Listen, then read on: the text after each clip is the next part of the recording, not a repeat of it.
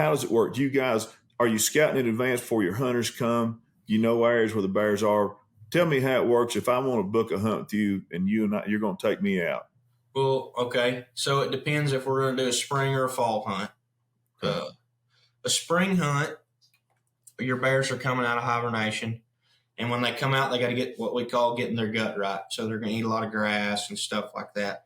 Well, then we'll have a bunch of baits set out, kind of like if you're baiting deer. So we'll go in once a week, every 3 days, bait it, re-grease it.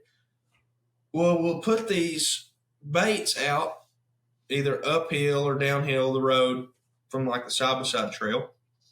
And then what we'll do is come through there and we'll rig the dogs past it. So I'm sure you know what rigging is, but for anybody that doesn't, it's where you got your dogs tied up and they can wind one when you go by. So we'll come by this bait, first thing in the morning. And a lot of times I'll take a pack of dogs on one side of the canyon to one bait, and Mike will take a pack of dogs on the other side of the canyon to another bait. And either he'll hit, get it up and going. Well, they always go down. And then I can dump to it or whatever. But let's say if you don't do that, you'll get out and walk into the bait and you'll take one or two colder nosed dogs and see if they can trail it up and get him jumped. Now that's in the spring. So in the fall, all of the fruit comes on in the fall, and it's pretty cool to look at.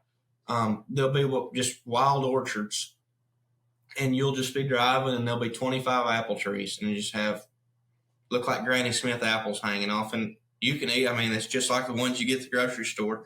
So we'll hunt a lot of those apple orchards, which in turn is the same thing as what we do in the spring, but it's natural food. So all this food grows at different elevations. So when the plums and the apples come on, all the game comes out of the high country and comes down. The bears come down to the low country because that's where all their food is. Plus, the winters are not as hard on them down there, so they'll keg up and hibernate down there. So we'll rig around and rig through these plum orchards and patches of snowberries and apples and do the same thing. Just wait on the box to blow up, and then heat it. It gets up middle of the day and you ain't got nothing going. You can always find a big dark hole where the spring, water running through there, and walk off in there and get one started. Just kind of land on him. But it's a good